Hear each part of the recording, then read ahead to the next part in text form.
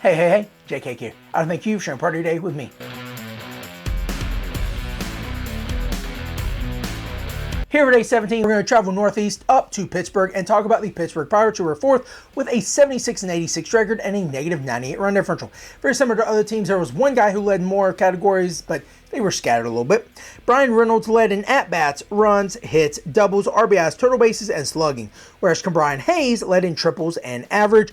Also, home runs, walks, strikeouts, on-base percentage, and on-base plus slugging went to Jack Sawinski, and Ji-Hwan Bae led the team in stolen bases. Now, Jack Sawinski was an anomaly because he could knock the cover off the ball, but has been the only person in Major League history to have multiple 0 for 29 stints in the same year.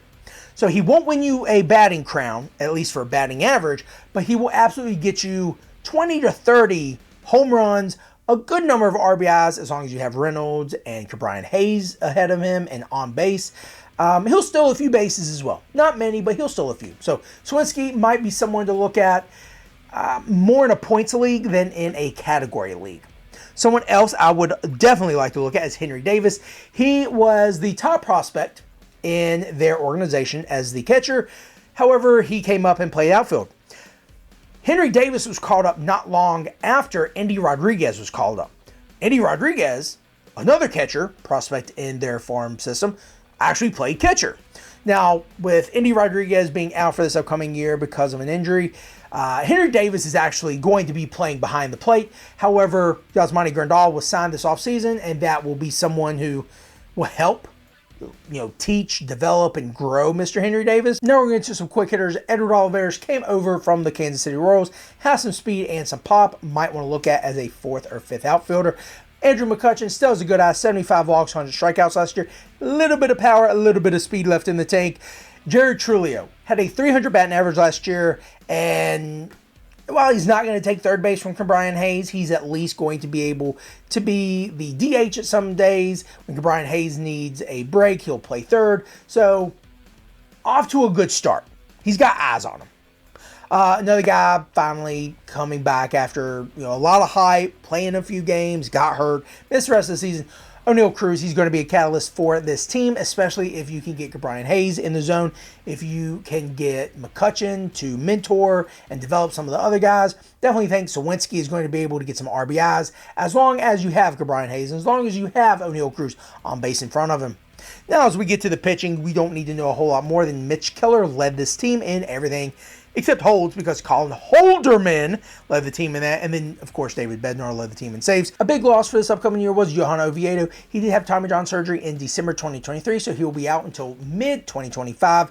He didn't always know where the ball was going, but boy, could he get some strikeouts. He also did walk quite a few people. He was second on the team in all stats, so he definitely did something right.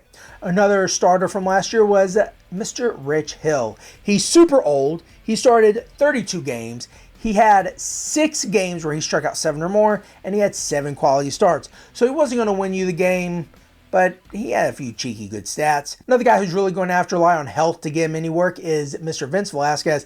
He started 8 games last year. He had 4 quality starts and 4 wins and a 3.76 ERA.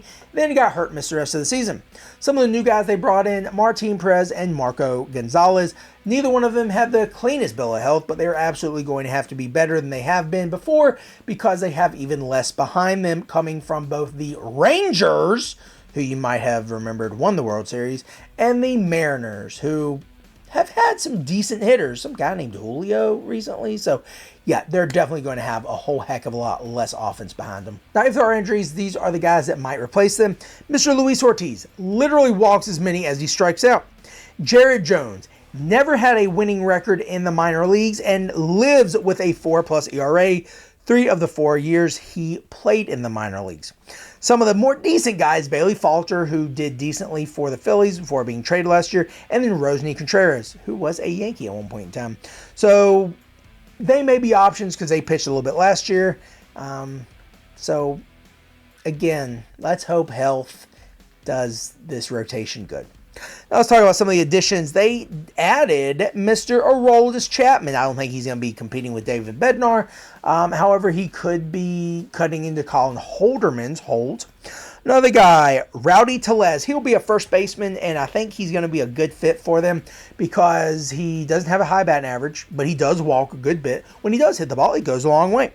Martin Perez, we talked about. Marco Gonzalez, we talked about. And Edward Olivares, we talked about. Now let's talk about some of the departures. Johan Oviedo, mainly because he's going to be out for the rest of the season with an injury. And Mr. Carlos Santana. You might think, oh, well, they got Rowdy Tellez. He's an upgrade, right? No, not even close. I would rather have Carlos Santana, even at his 30-plus year age, than Rowdy Tellez. Overall, I don't think the Pirates are going to be that great. They're going to rely on their offense, and their defense is absolutely going to have to carry their pitching staff because their pitching staff can't carry themselves. Health is going to be the biggest thing for this team, as obviously O'Neal Cruz is going to have to stay healthy. You're going to need to ensure that your pitching stays healthy, and for God's sakes, don't trade Mitch Keller unless you get a heap of gold in return.